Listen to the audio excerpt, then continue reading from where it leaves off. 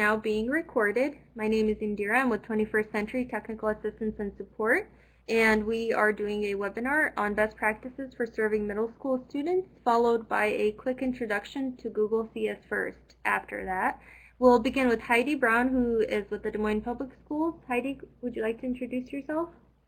Hi, I'm Heidi Brown. I'm the 21st Century Project Coordinator for Des Moines Public Schools, and I'm going to be speaking about our summer middle school program. Indira, if I forward the PowerPoint, does everybody see it forward? That's kind of a dumb question, but... Yes, everybody should see it forward. Okay, okay, great. So we have started a new summer program for all of our middle schools. Actually, we hold it in 8 of our Des Moines Public Middle Schools, and we serve all of the middle school students in Des Moines with that grant, along with students from neighboring private schools. So this was the first summer that we offered it. We do have a middle school program in one middle school that has a 21st Century grant for a year, for the school year as well as the summer, and that's at Brody Middle School. But today I wanted to talk more about our new summer program. So some of the offerings that we provided this summer were a variety of community partners, including Culture All, which is a community partner here in Des Moines, and they bring in cultural ambassadors from all over the world to teach students about all aspects of different cultures. So from the food to dance to arts, music, and everything in between. We also offered STEM programming in the morning and in the afternoon, including a forensic science class, which the students are really excited about.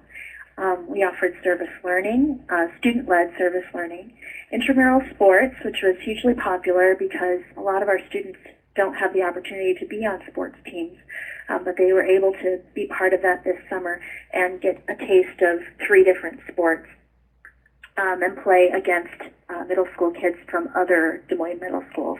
So that was fun. We offered a team building class, which focused really primarily on our incoming 6th graders, that transition, but was good for everyone.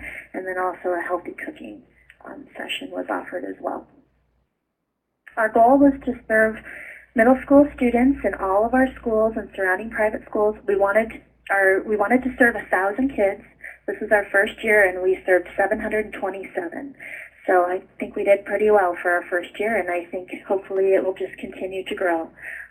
We served all students going into 6th grade, and we even had some outgoing 8th graders included in this program, but our real emphasis was on those transitioning 6th graders, help them get ready, comfortable for middle school.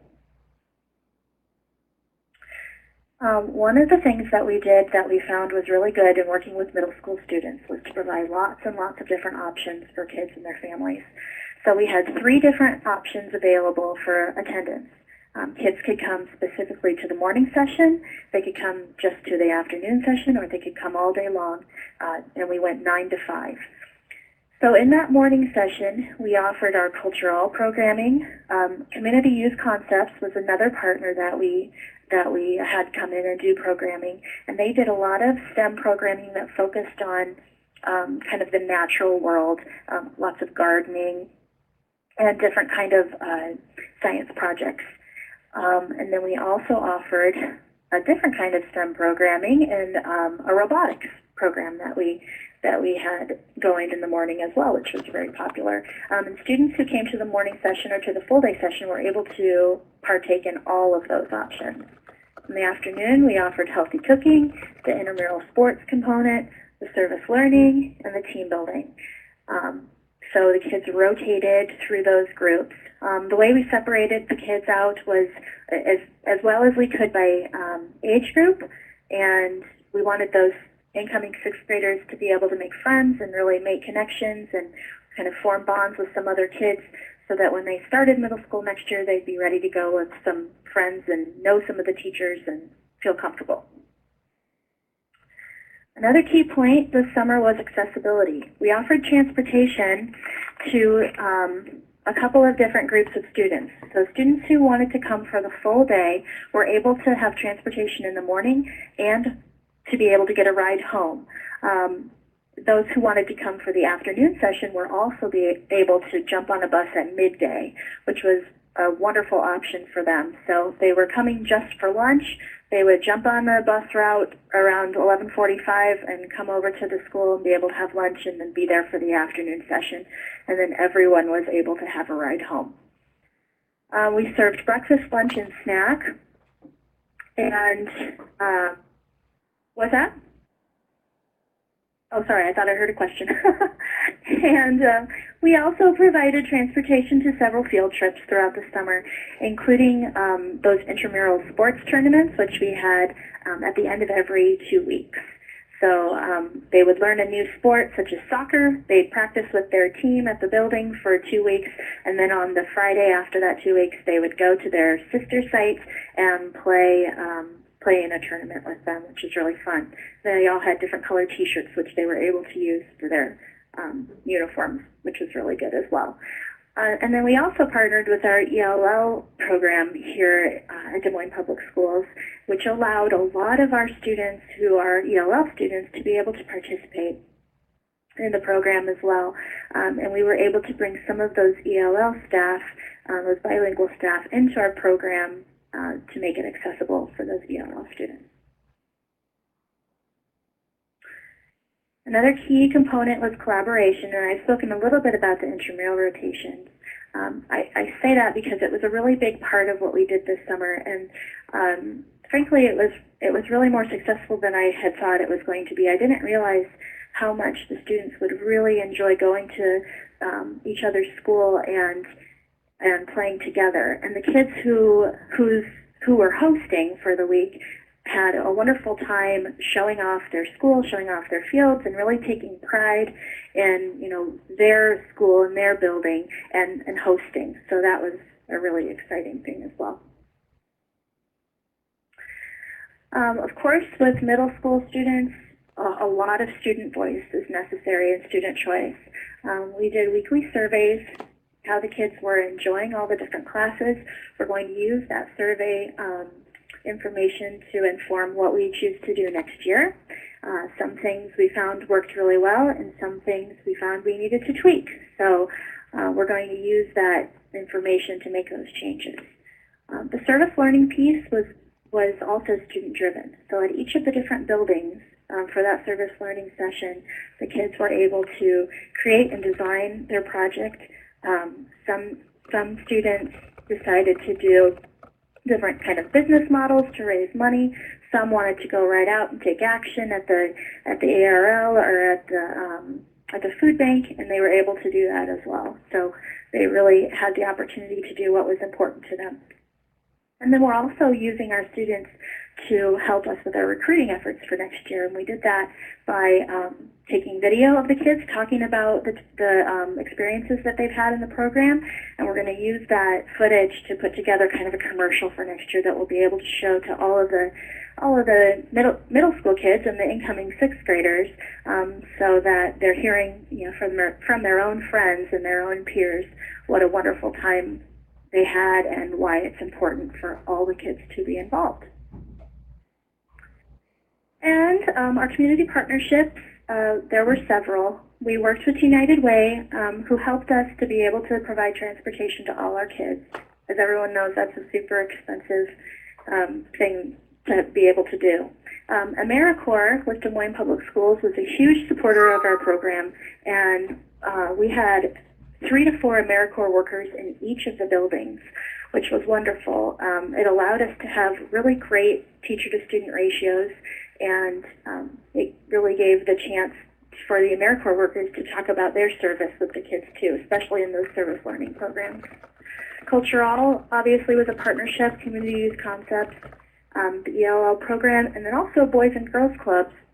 Boys and Girls Clubs community schools were in 2 of our sites, McCombs and Hyatt, and they already run a summer program. So it was a little bit of a challenge, but also a real benefit to have them there. We were able to partner really well with them and be able to provide even more opportunities for the students that came in the summer. They were able to serve more kids, and we were able to provide our students with a lot more field trip opportunities and of course, the staff was able to combine to create good opportunities for the kids as well.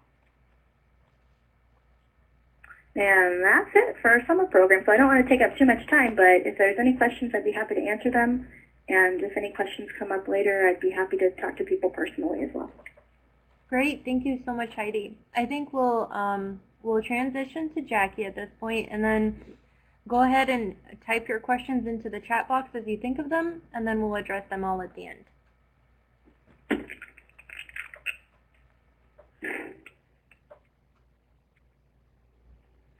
Okay, and Jackie, I will get your presentation here up on the screen. Okay, and you should see that Cree Gully joined us.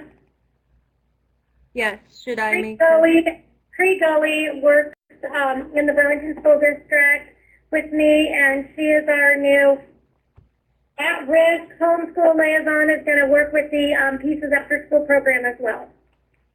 Great. Hi.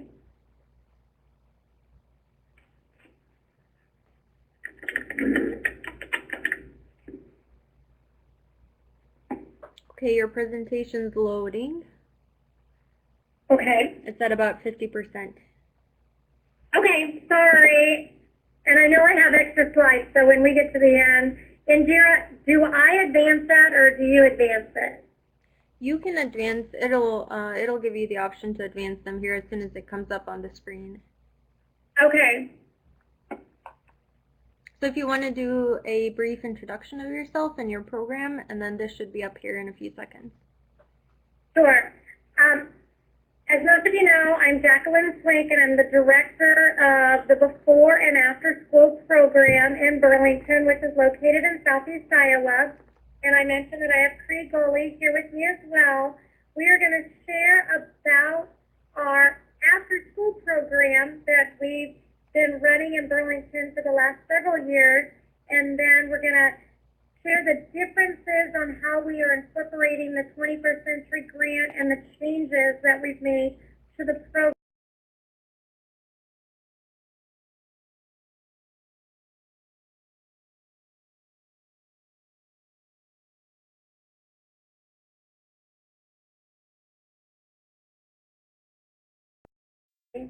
Here we go.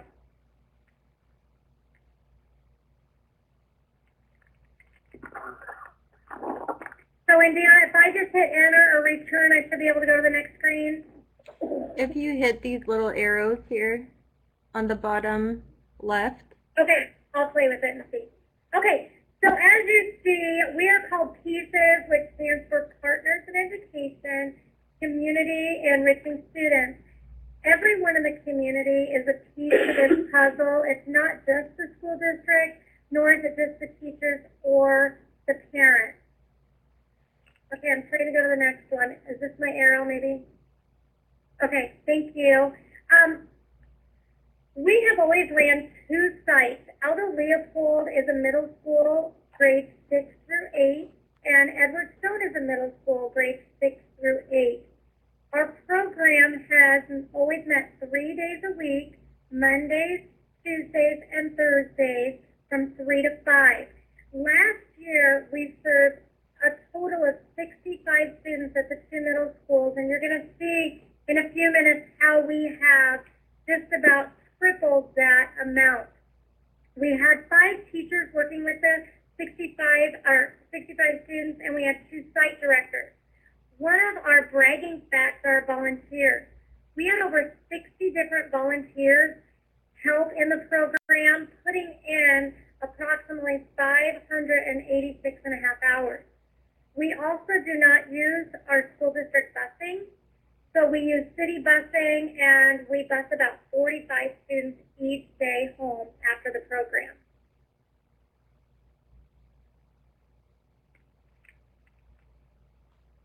I'm trying to click. Are you clicking it in there? There we go. If you look at the next screen, we have the students, the parents, the teachers, the community volunteers, the business partners, and the funding.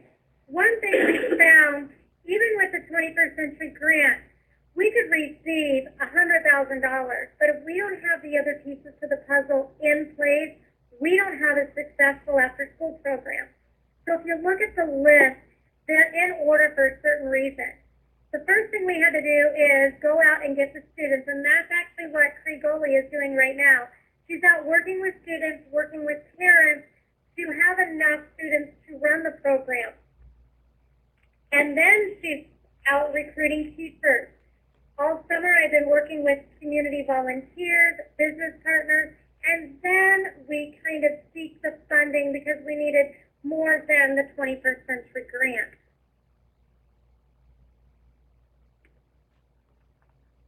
Okay, seriously don't know how, there we go. If you look at the parent volunteers, one thing we do to reach the parents, to bring the parents in, is we have what we call an open house / community dinner. In September, and it happens to be September 10th of this year, we have invited all the parents at both middle schools. So we will probably serve at least, my guess is maybe around 200 for dinner. We invite all the local agencies. We have the community college. What are some other agencies that are coming in? We have SU, the community college. We have Midland, Iowa, DHS, Salvation Army, The YMCA. Yes, we have Kiwanis. Our local Kiwanis will come. Did she say workforce development? So we try to get any outside agencies that could help the parents in parenting, the public library to work on literacy, our nature center to work on some STEM activities. So we try to bring in all the outside agencies. We have an open house for 2 hours and talk to the parents. We definitely try to keep it positive. We go over our expectations, and then we work on training the volunteers and also the parents and parenting skills as well.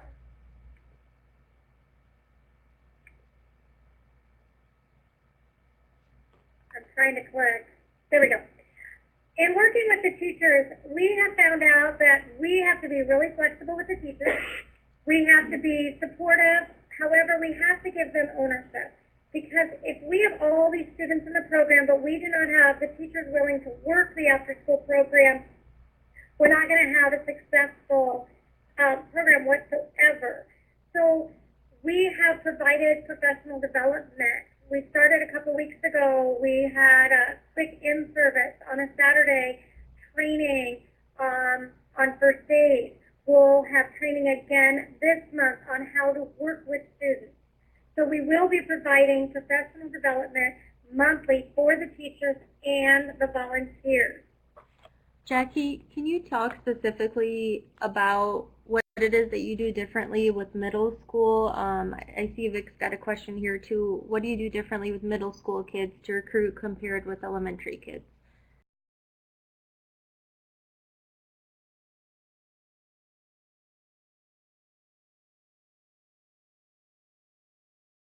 I can tell you, in the middle school, it's definitely kid-centered, more child-driven. Cree will have like an advisory group. So once a month, she meets with the kids, asking the kids what they want to do. You're going to see in a couple minutes how we take the students out into the community, and that's one thing we don't do in the middle schools. We're going to show you about some of our community service projects and how the kids are getting out of the community. We don't do a lot of those projects with our elementary programs. Normally the elementary programs, the elementary programs, the community comes to us. In the middle schools, we go out into the community, and honestly, the kids buy into the program more. There we go. Here's an idea for some community service projects. If you just kind of look at the list, we take the kids to the nursing homes at least once a month. Many of you are familiar with Kids Against Hunger. Yes, it does cost to participate in Kids Against Hunger, but I went to the local Kiwanis agency and asked if they sponsored us. We do a 5K run, and last year we made about $18,000 with the help of Kiwanis, and that's how we offset some of our costs. Cree is getting ready to take some kids to a Rotary chicken dinner. So our middle school kids are able to help out in the evening where our elementary kids are not. This kind of gives you an idea of some of our community service projects, getting the kids out. In the bottom left-hand corner, you can see one of our DNR officers. Many of the activities are definitely middle school based. We take them fishing, we do archery, and the kids come up with many of the programs and the activities that we have each day. This just kind of gives you an idea if you're trying to figure out funding. The middle school kids do help us with the funding as well. We take them to local community events. They speak, whether it be on the radio, they've been interviewed in the newspaper. Last year we took a trip to Des Moines and spoke to local representatives about after-school programming and the importance of it.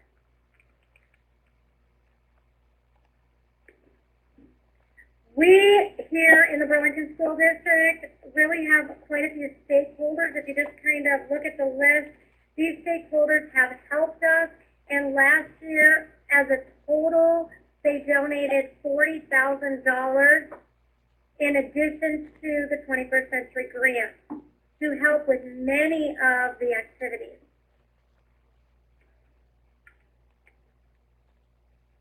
We also have some business partners. That is one area that is different than the elementary school. The elementary school might have one or two business partners, but the middle school's list is a lot longer. These business partners not only come into the school, but invite the students into their establishment. So, for example, in a couple minutes, you're going to see that one Friday a month, these businesses will be opening their doors for students to tour, job shadow, ask questions. This kind of, on Mondays and Tuesdays, we do academic days. This gives you an idea of what our academic day looks like. The activity, I'm going to show you a list in a minute of different activities. And if you look, we always have a meal or a light snack during the day as well. So the kids are with us approximately 2 hours. During the activity time, you saw there was a 30-minute activity time. Again, this is where it differentiates between elementary and middle school. We do have activities daily, and as you can see, anywhere from archery to we have alcohol and drug dependency come in and talk to the students. We have cooking centers. The public library brings in some sort of literacy activity at least once a month. Most of these activities, you had asked about how it differentiates between the middle school and elementary school. The middle schools honestly don't realize they're learning because they're having fun while doing it. So they might be playing a game, a literacy game, but they're really learning. This just, again, shows you some of the outside agencies coming to the students and or we going to them. The one in the bottom left-hand corner happened to be the art center that the students went to. Are you available? So with our 21st Century Grant, as you notice, we were at 65 students. We have now changed to 60 students. We will meet 60 hours a month and 100 days. What I really want to talk about today is how middle school is different, and we have clubs. One thing we found is we want to keep the kids at school. We want them to enjoy the program, so we started Thursday club night. We've also started Tuesday night when we're done with the program. We're going to send them to a local church, and the local church will be feeding the kids and have additional tutors. We have family literacy night, one night a month. Cree and I will be meeting with the parents and the students, having some sort of family literacy activity. One Wednesday a month, we'll be going on a field trip out in the community, and then one Friday a month, we have business sports. We've also incorporated a morning program that runs an hour before school, and that is like a book study. When we place kids in the program, we place them for many reasons: social, academic, work-based environment, or they need help with their 21st century skills. So on the next slide, you're going to see a list of clubs. So on Thursdays when the kids come, they will have already signed up for a club. This just gives you an example of the clubs for October. Cooking, art, nature, health, nutrition, sewing, we have minority scholars, a technology club, and a glee club. What we're in the process of doing, you can go to the next slide.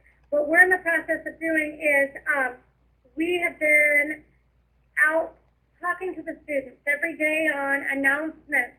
We announce if you want a club, go find a sponsor, get some kids together.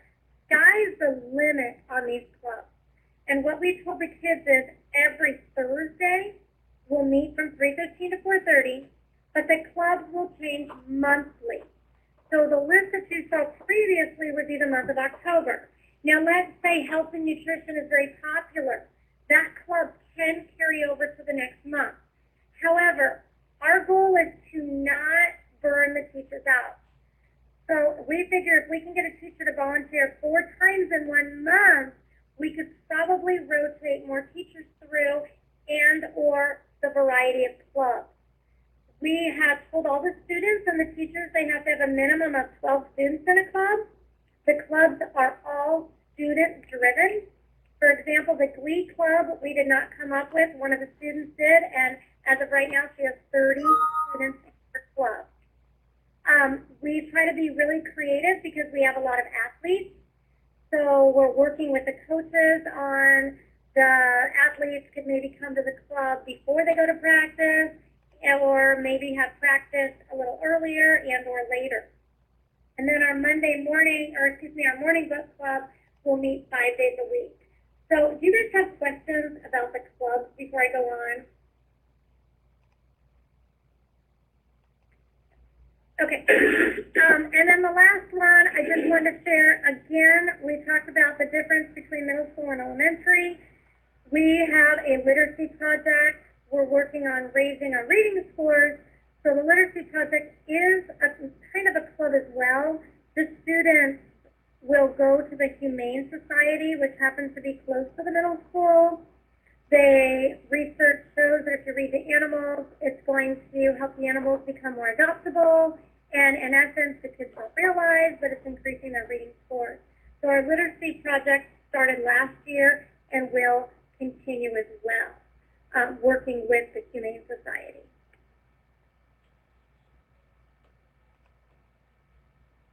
And then here's my contact information. So questions regarding middle school programming and or clubs? At this point, I'm going to transition the screen to the next presentation. Feel free to ask any questions in the meantime of both Heidi and Jackie as we get this transition.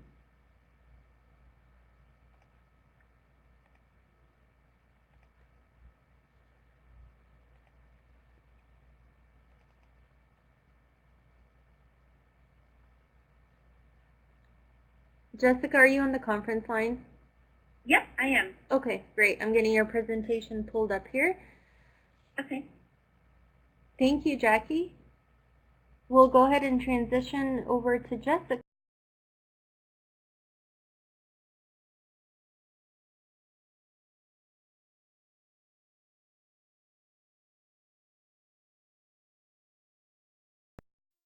Like she said, my name is Jessica Pluger. I'm the Programs Director for the Council Bluffs Middle School 21st Century Grant.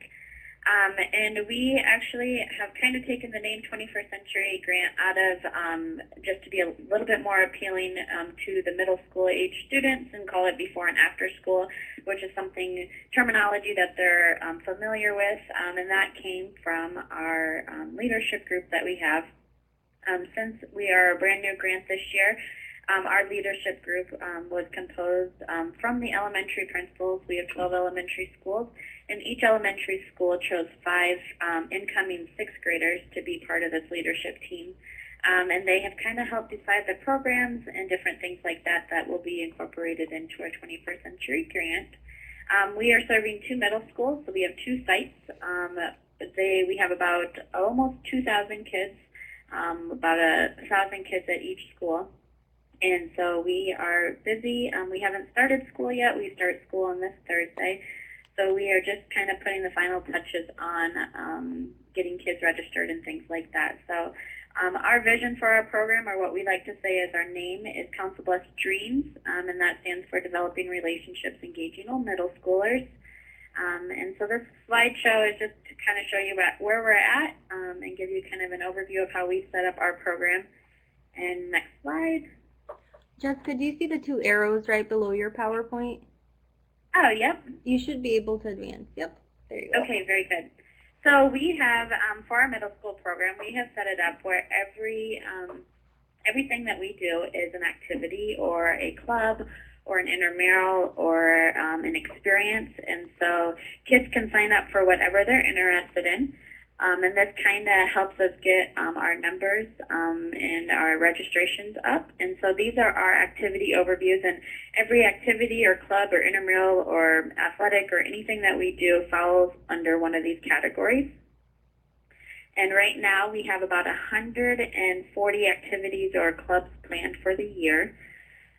We are running our program Mondays 1:15 to 4:30, Tuesday through Fridays 3 to 4:30.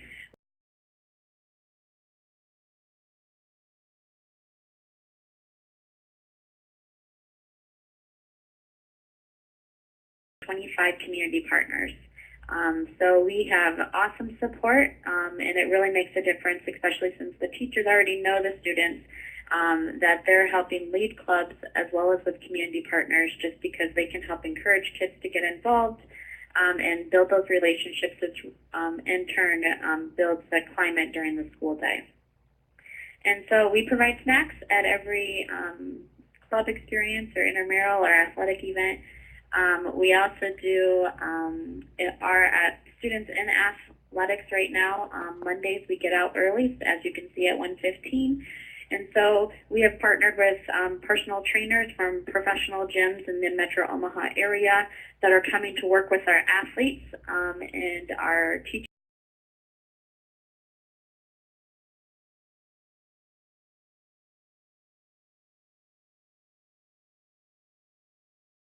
to personal training with professionals. There are other opportunities for students on Mondays with other community partners, and we do a lot of our field trips and outdoor adventure activities on Mondays due to the time that we have. So I kind of wanted to give you guys a look at what we're offering for just the month of September. We do our sign-ups for clubs and activities month to month. And so this is one school. This is everything that's being offered for the month of September.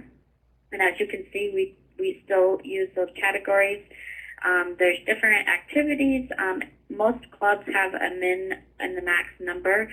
I can tell you right now, we have filled every single club, and we're serving over 200 students anticipated for the month of September. And that does not include our athletic programs. And so we've had a good response. I think kids are excited. Lots of new ideas and new experiences for the youth. So this is one school's offerings the month of September. And then this is the other school. As you can see, we've added a career component to our program.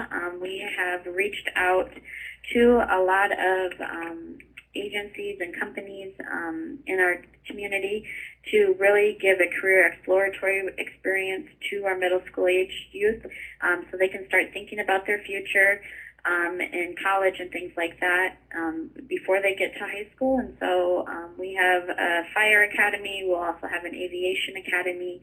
We have police academy. The hospital is doing a healthcare academy. The city officials are doing a public and state officials academy. We got bank academy. And so kids can experience these with hands-on experiences. For one, for the fire academy, every kid gets their own bunker coat for the duration of the academy. They're going to go to every single fire station in our community and actually do hands-on experiences. So we're very fortunate that a lot of people have stepped up to give us these opportunities for our youth. How do we sign up? We actually we did a Google form. and we send it out through our school messenger. Since we are a district-ran program, we are very fortunate that we get to use a lot of the district tools, I guess. So we sent it out through email, phone, and text message to all the families, and then they could sign up online. We also had, since we haven't started school, we had pre-registration nights this last week, and so we have reached out to the families. We have students signed up, and we have back-to-school nights tonight and tomorrow night. And we have made every kid, just like they have a classroom schedule for the school day, they have a classroom schedule now for after school. So it's kind of like an extended learning day. However, all of our after-school activities are in one of those categories, whether it be physical fitness, athletics, intramurals, enrichment, literacy, that sort of thing. And so we have hard copies and an online form sign up. None of our programs cost anything. We are very fortunate for the 21st Century Grant, and also we have been given additional grant dollars from local agencies in our community as well to help fund different activities. Our goal is to serve a minimum of 200 students at each middle school for a duration of at least 30 days. Ideally, in an ideal world, we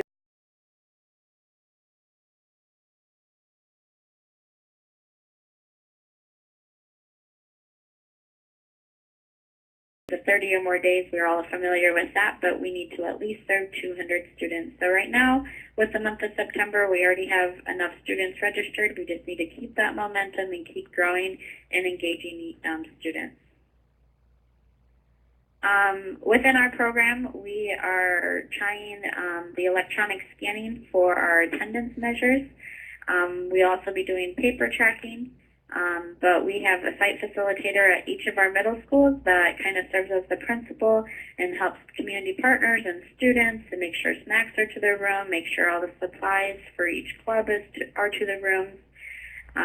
Like on Tuesdays, we have 11 different activities going, 11 different clubs, sports, intramurals, things like that. So our site facilitators are busy during their after-school program hours. We also have morning hours. They run from 7 to 7:45 every morning. We provide breakfast to the students, and we also provide either physical fitness opportunities, literacy opportunities, or technology opportunities to them each morning. And so we have a good number of students enrolled for our morning opportunities as well. Again, just like I think Des Moines mentioned, we do surveys. We are partnered with an external evaluator called Hanover Research, and they have helped us develop surveys this summer. We plan to survey our parents. Any student that's involved, say for the month of September, the parents will fill out a 10-question survey at the end of every month of their student's experience within any of the opportunities they were involved in.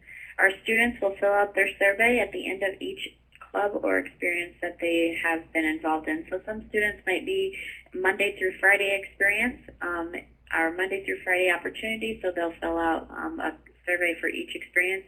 This will give us feedback at the end of every month as to what programs we should continue having, which ones we need to duplicate, offer more often, and things like that. We also will survey our staff and community partners. Again, like I said, 80% of our students, or our teachers, are involved with leading our programs, and so they will be filling out surveys as well as our community partners. Our teachers will be doing the teacher surveys, but we have incorporated 2 surveys, so we have something to compare to. So our teachers will be filling out their surveys on every student involved in our programs December and also in May. Here's my contact information. Just a few other things. We did do some summer opportunities. We partnered with Google CS First, and I think Joe is here to tell us a little bit about that. But we launched the CS First program this summer. We had 15 kids come in this summer and do it. We will be running that every single week throughout the school year at both of our middle schools with all their different opportunities. And right now we have over 40 kids registered for those programs just to start in September. We also did some bike tours of the city with the National Parks Tour. We also did a 6th grade bridge camp that helped our 6th graders get acclimated to their new building and a jump start to the year. We did it as a boot camp. They did different obstacles, and we had over 25 teachers come in for the summer to help acclimate our students. And we had over 150 at one school involved and 170 students at another school. So that was a really good kickstart to our program. So yeah, and some of our community partners, like I mentioned, the career academies, but we also have Bass Pro Shop doing archery. We have bowling alleys involved. Our Y-Teen, our YMCA is doing the Y-Teen, but the staff are helping lead some of our clubs, and the Y-Teen just extends the hours. Instead of ending program at 4:30, students can stay till 6 o'clock at each school each night and participate in different leaderships and community service activities. Jessica, looks like we have one question from Vic. He says, what if a parent works until 5 p.m.? Yep, so that kind of is where we have the extended hours until 6. We provide a late bus at both schools, so any student involved in our programs, if they end at 4:30, they will catch the late bus and the student will be home at about 5 o'clock. The late bus is provided through our school district. And then again, if the students wanted to stay at the school and be involved in further activities, they could stay till 6 o'clock with the YMCA. Great, thank you very much. Tyler's asking if the PowerPoint will be available to review, and we can go ahead and post these on our wiki afterwards with the recording. So now we'll transition to Joe Holberg with Google to give us a brief introduction about the CS First. And if you have any remaining questions for any of our speakers, please go ahead and type them into the chat box as Joe is talking, and then we'll address everything at the end. Joe? Great. Thank you. So first, just want to say thank you to Vic for initially reaching out to our program and really bringing us into Iowa. And then second, huge thanks to Jessica for running such effective clubs over the summer. I'm really excited that those are going to continue throughout the school year. So I just want to give you guys a brief overview of CS First. It stands for Computer Science First. And just to note that we will be doing a deeper dive on the 2nd of September, so in a week, where we'll actually look at the functionality and setting up a club. So if you're wondering, at the very end, like, how do I do this? We'll actually go more in depth, and I will provide any support that you guys need. So first, we started a year ago in South Carolina. We've worked with about 1,300 students in South Carolina and now in several other states. And we'll have questions at the end. And let's see, we're going to dive in. I think this is a little bit different format than the other ones. But today's topics, we're just going to look at a couple basic things surrounding computer science. So what is computer science? Why think about computer science? What is our program? What does it look like, and how do we integrate this into other schools? And we'll follow up with a short Q&A. Let me go ahead. There we go. So first, computer science is really just solving problems with computers. The great thing is it allows a different form and a different medium of expression, and it's becoming more and more powerful, as we all know, in our everyday lives as well as in jobs in the industry. So why study computer science? We think it's a great way for kids to create and express themselves.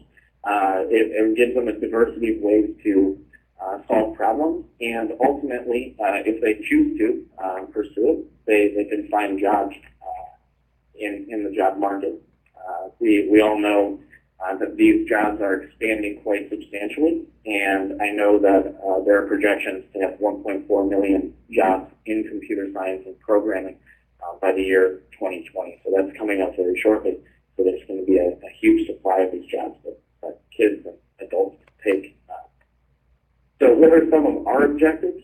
We do work with middle schoolers, specifically 6 through 8. We think our materials are additionally appropriate for grades 4 through 8, so there's some flexibility there.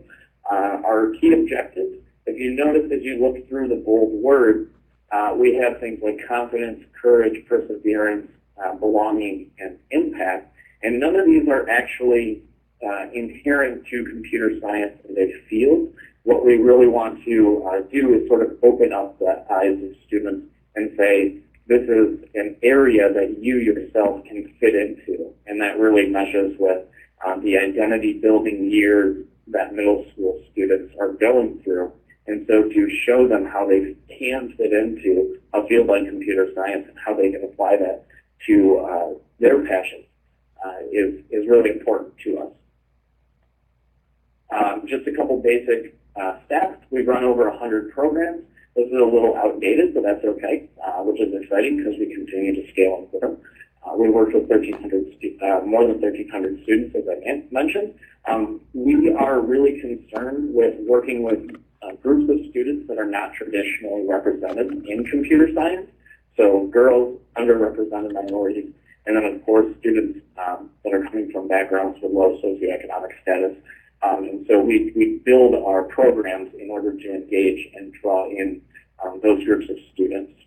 And I think I can zoom out just a touch to, there we go, get that on the screen. I'm going to go back one real quick. You notice there is an Iowa program that is Jessica, which is really awesome to see that.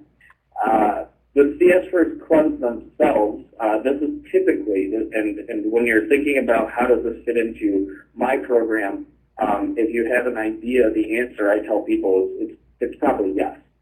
So these are very flexible clubs. The setup is completely determined by you. The one I'm going to describe right now is pretty typical. So we have 8 sessions, 8 club days, and most organizations and schools will run these twice a week. So maybe a Monday, Wednesday, or a Tuesday, Thursday. Each one is about 75 minutes long, which adds up to about 12 hours of content per theme. I'll talk about themes in just a second. Most clubs function really well, anywhere from 20 to 30 students. You can have less, 15, and you can have more, 35. Whatever works for you. It's generally limited by the number of computers that you have available to you. We engage community, so parents, college students, business partners, tech industry, anyone that is open to volunteering. Each one of these clubs would have 2 volunteers come into them, act as volunteer gurus, and then we would have 1 teacher host that supports the development of the club at the school, knows the landscape and the logistics, and can help students as well as volunteers get into that same space. That being said, if you don't have volunteers, or if you don't want volunteers, a teacher host and the school itself, or the after-school program or summer school program, they can have teacher hosts with no volunteers. So we've seen a mix of all of those. As I mentioned before, the theme clubs, right now we have 2 of them that are on our website. If you go there right now, you'd be able to see game design, the Scratch games, and then you'd be able to see music and sound. We're going to put up another curriculum in a couple of weeks, storytelling, and we're continuing to develop more and more of these themed curriculum, which are are designed to engage students via their interests, not necessarily through the primary route of saying this is a computer science or a programming club. It's saying, hey, if you like games or if you're interested in any of these other themes, this is a way to express yourself via that interest. Our goal is to have enough content and material up so that sites, after-school programs, summer programs, whatever they are, so that sites can actually run themes consistently throughout the year. So I know we're trying to develop at least 1 for each month.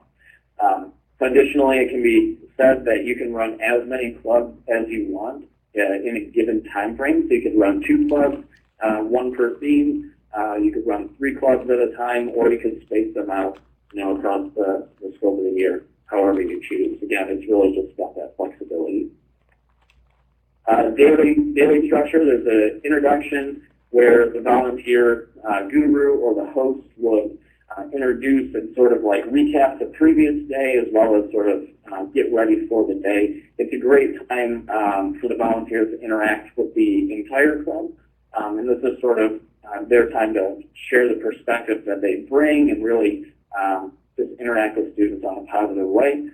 They go into a series of screencasts. As you can see, there's 1, 2, 3. And what they'll be doing during this time is watching an instructional video, and then they'll be transitioning over to a tool called Scratch. Scratch is an online block-based programming language developed by MIT, and they're sort of like digital Legos. They snap together, and the great thing about it is kids really pick it up quickly. It's intuitive, it's fun, and it's really engaging. Volunteers during this time and hosts will be, interacting with students more on a one-on-one basis, fielding any questions, just sort of encouraging them and showing them maybe some other potential opportunities to enhance their project. The club ends up wrapping up at the very end with a closing and reflection, and there's a showcase selector that will pick student projects, and then they get shown at the beginning of the next class, and it really brings in a collaborative and positive supporting dynamic where students are looking at each other's work, they're learning from each other, and they're also able to encourage each other and celebrate their work. You close up, you wrap up, and you say your goodbyes, and then you get ready for the next day. One thing before we go into Scratch, just along the material standpoint, because it's a big question, is what types of supporting materials are there?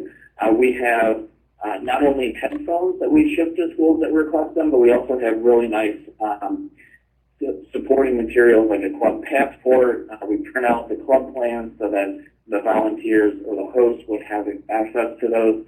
And we send essentially like a little kit that goes along with all of the digital material. I should mention at this point, if we don't already know, everything is entirely free. There's no cost to sign up.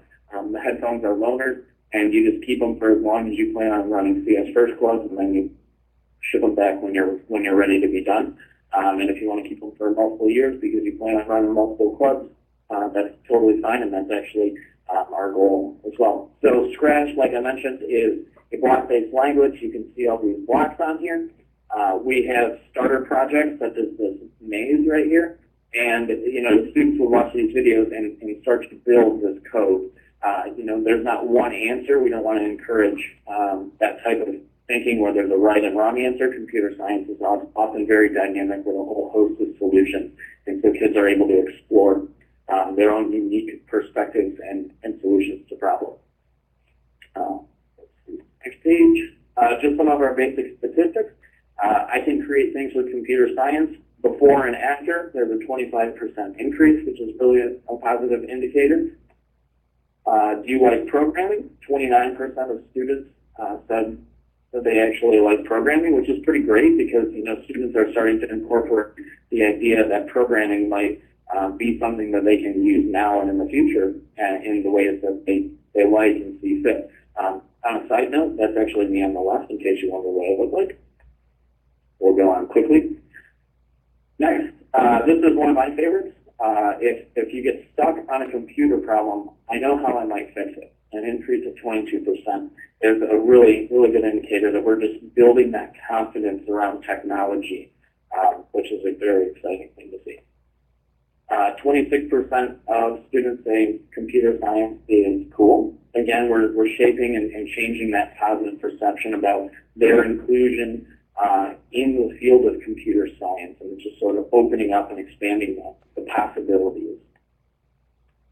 Just to recap, the volunteers are anyone from the community, role models, it's additional adults investing time. It's all types of people from different backgrounds, from retired people to college students to people in industry, essentially trying to build that volunteer base to bring people in and share their experiences with students, and it's been really positive so far. So in Iowa specifically, in order to focus on Iowa, I put up the link that you can go explore, and you can go and build a club right now. You don't have to wait until next week. So how do we share this with other schools in the district? Do we have ideas for finding community volunteers? We really want to build a strong base for that. Our website, you can actually sign up to volunteer, and then clubs can actually search for volunteers, and then you can get matched. That is to say, again, if you do want to start a club without volunteers, that's totally fine as well.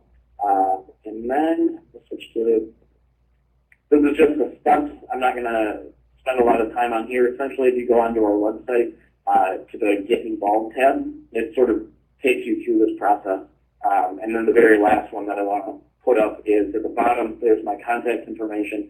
You can feel free to email me at any time. It's joeholberg@google.com. And then the same link and the same dial-in information will be the way to access the presentation on September 2nd at 10 a.m. Central Time. So I will stop there.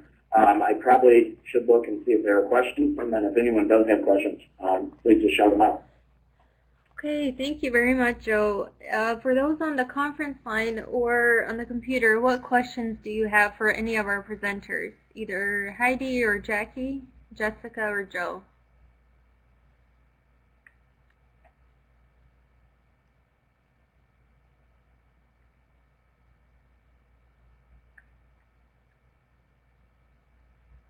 Yeah, so we're looking forward to a more detailed presentation on September 2nd from Joe. Great.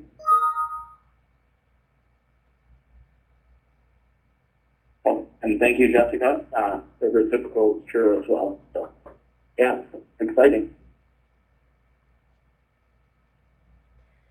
Good. Okay, I just want to... What was that, Jackie?